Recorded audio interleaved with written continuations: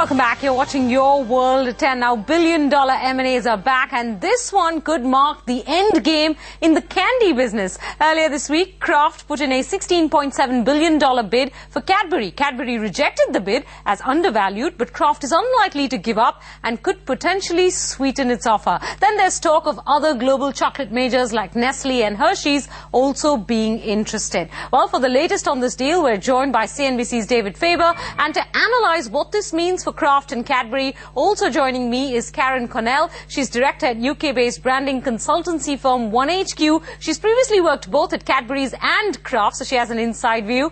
Well, Karen, David, thank you very much for joining us. I'll be putting similar questions to you. But David, let me start with you first, and let's get the news. Is this likely to become a multi-bidder race? Because there's so much talk of Nestle and Hershey's being potentially interested. What are you picking up?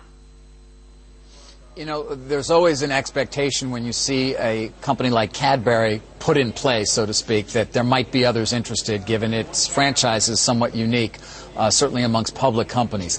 But that being said, it's still hard at this point to see another bid forming. That doesn't mean one won't. But when you take a look at the possible bidders, you start with Nestle. Nestle could do a deal to acquire Cadbury, but it would have antitrust issues right off the bat. It would likely have to divest the chocolate business of Cadbury, and it's not clear that Nestle is focused as much on what Cadbury has to offer as it might be in other product areas. So Nestle's a big question mark. As for Hershey, a company which Cadbury actually had talked to at some length a number of years back about a merger, probably a merger of equals at that point, Hershey is far smaller than Cadbury, and so it would need likely to partner with another deep-pocketed partner in order to mount a bid for Cadbury. Again, the degree of difficulty there, very high. Hershey also has an ownership structure in which it's controlled by a trust, and there are obligations to that trust that makes it seem unlikely, though not impossible, that Hershey would try and mount a bid for Cadbury. Those are the two most likely, and again, I've gone through the issues that either one of them would have in mounting a bid. All right, David, you're tracking this deal really closely, talking to all the players, and there's talk that Nestle and Hershey may team up. Do you see any sense or logic or rationale in those rumors? Well, it might make sense in that Nestle would acquire the chewing gum business, essentially, of Cadbury, all those non-chocolate businesses, and Hershey would be able to acquire the business, the chocolate business. But that being said, again, the degree of difficulty in mounting a bid of that type is very, very large. And remember, you are competing in terms of value against the Kraft bid that is currently out there, and one that would likely be raised, or will be raised at some point, should Kraft decide, as seems likely, to mount what would be a formal bid. Remember, in the UK, the takeover laws are different than they are certainly here in the United States. Once they mounted a formal bid, it would likely be at a higher price. They would have to have secured financing. So you're also dealing with whether Hershey and Nestle together could create enough value that Cadbury shareholders would be interested. And of course, the larger question is whether Cadbury can say, if we go it alone, we will still create more value for our shareholders in the future than we're currently being offered by Kraft. That's the strategy right now that they seem to be trying to pursue, but it's very much unclear that that will ultimately succeed over time. David, how important is this deal for Kraft, and therefore how much more could it be willing to sweeten its offer? Well, you know, Kraft has been looking at this for a long period of time. In speaking to people close to the situation, they've made it clear to me that this is not something that just had occurred to Kraft over the last few months. In fact, they've been looking at an acquisition of Cadbury for what may be well more than a year, and the opportune time presented itself. The financing markets are now being much more generous, so they could raise the $8 billion or so in financing that they'll need to mount the bid. It's an important deal for Kraft.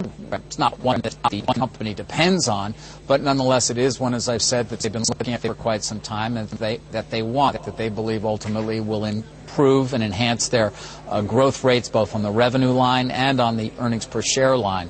And so one would expect, given that they are a well-known company and a well-known brand, that when they mount an unsolicited bid of this type, or a bear hug, that they are prepared. I've been covering M&A for a very long period of time. It's hard to imagine that they aren't prepared to go with a fully financed offer, and one would have to believe that would be at a higher price. But right now they're going to just sit and wait. My sense is, having spoken to many people close to this, it will play out over the next 4 to 6 weeks in terms of Cadbury trying to see if there are other avenues available to it, and then we'll see whether Kraft ultimately is able to work out a friendly deal or decides to come with a formal offer and bring it right to shareholders. All right, so David, final question then. How much higher could this go? I know some analysts are banding around a figure as high as $21 billion. I'm told the last benchmark deal in this space, that is in the candy business, was when Mars bought out Wrigley at about 20 times EBITDA, and this offer by Kraft values Cadbury at about 12 times EBITDA. So how much higher could this potentially go? Kraft is talking down this idea that they would get anywhere near the multiple that Mars paid for Wrigley. They're currently valuing their bid at about 14.5 times trailing EBITDA. And Wrigley's, as you said, paid 19 times or so, I should say Mars for Wrigley. But Mars was a private company, didn't have to answer to its shareholders. Wrigley had a growth profile, and continues to, that was better than that of the Cadbury brands that we're talking about. And it was done at a time when the S&P was far higher. For those reasons, Kraft is talking down any idea that it would get anywhere near that multiple. So that being said, one would imagine they will go higher, but it's hard to imagine they'll get near 19 or 20 times Cadbury's EBITDA. All right, David, we'd leave it there. An interesting deal. David Faber of CNBC tracking that Kraft-Cadbury deal. Well, we have more on that deal. Joining us now from our London studio is Karen Connell. Karen has previously worked at Kraft as well as Cadbury on branding and is now director at UK-based branding consultancy firm 1HQ. Karen, thank you very much for joining us on Your World at 10. How important is Cadbury to Kraft, Karen? And I'm asking you this question in the context of potentially how high the valuations of the price could go, because right now it's a $16 billion deal, but there is talk that Kraft may look to sweeten it after Cadbury rejected it. So to better understand how high the price could go, I think if you could help us understand how important Cadbury is for Kraft. Well, Cadbury's is a very attractive target for Kraft. Cadbury's is a very prestigious company. It is a company with absolutely fantastic brands, and that's the big thing to remember here. We're talking about a company with iconic brands, and they're brands that have been built as opposed to being acquired, and that's a very, very different skill, and Cadbury's has that skill in spades. For Kraft, this represents a big opportunity to take, really get to grips and get the confectionery and the gum category. They are a company with a diverse portfolio, a very good portfolio. Some would say that, Kraft, we would call them a sort of a product-led company, whereas Cadbury's is a brand-led company. So they're not just buying, capability in terms of production or just even a category. Kraft are buying a brand-building capability, which I think they need. Well, they could also potentially be buying Cadbury's, fabulous presence in emerging markets like India, where Kraft is relatively weak. So while the product portfolio is not a complete sort of fit in that sense, Cadbury strengthens a weaker part of Kraft's confectionery portfolio, but it could give Kraft a foothold in emerging markets like India. Isn't that important? This is very attractive for them. Cadbury's have got a very strong presence in emerging markets. They've also done very well. I mean, I was listening to the report by Todd Stitzer, I should say, and he was saying that in emerging markets they're up 10%. That's big figures. In terms of the market growth, it's around about 2%. So they're really doing well in the emerging markets. The brands have been taken up by the consumers there, and we're talking about distribution strengths. Kraft, on the other hand, haven't done so well in these in emerging markets, and so it's a very much a complementary strategy for them. And you can imagine that Kraft are looking at this, and they're looking at the emerging markets and saying, we want a piece of that. And Cadbury's gives them that presence. So Cadbury's is a good target, as I said, and I think they're willing to pay for it. We talk about, when this deal was first announced, we heard about the number 10.1 billion, and my initial reaction, and remember, I've worked for Cadbury Schweppes when I was much younger. Cadbury Schweppes is a very good company. And 10.1 billion, my initial reaction, not enough.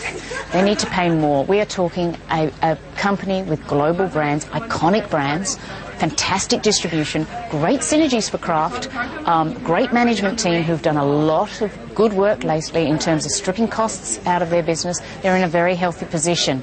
I compared this for, back in 2007, Coca-Cola, they paid $4.1 billion for Glasso, which is a North American brand, and very strong brand, good potential, great growth, but 4.1. Now, I do appreciate that it's a recession, and the whole mergers and acquisitions, there's not been a lot lately, but this isn't about buying a company at a bargain basement recession price. This is a company that's, the Cadbury chocolate, which is its mainstay, is pretty much recession-proof, as their figures have shown. So, this is certainly, Todd Stitzer is not going to let this go at a bargain basement price. His responsibility is to his shareholders, and he's going to take that responsibility very seriously.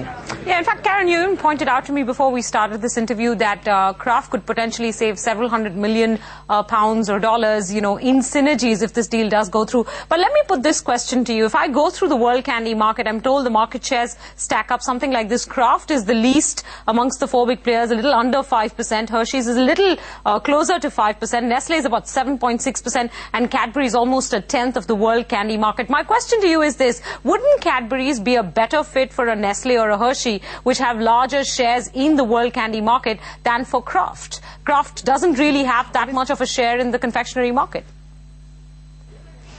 Well, this is a very glamorous idea, isn't it? The whole idea of this great big chocolate machine, this great global, confectionery company.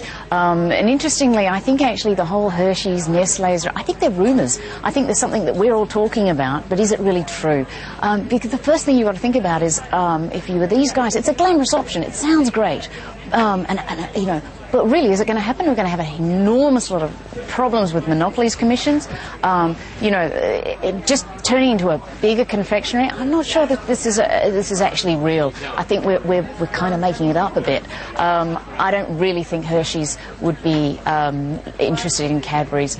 Remember, Hershey's, maybe they should be. Hershey's has never quite got to grips outside of North America. They're a very different palate. North Americans like their chocolate to taste different from the Europeans and perhaps even the Asian markets. I really don't think that the Hershey's and the Nestle's, I don't believe that that's going to happen.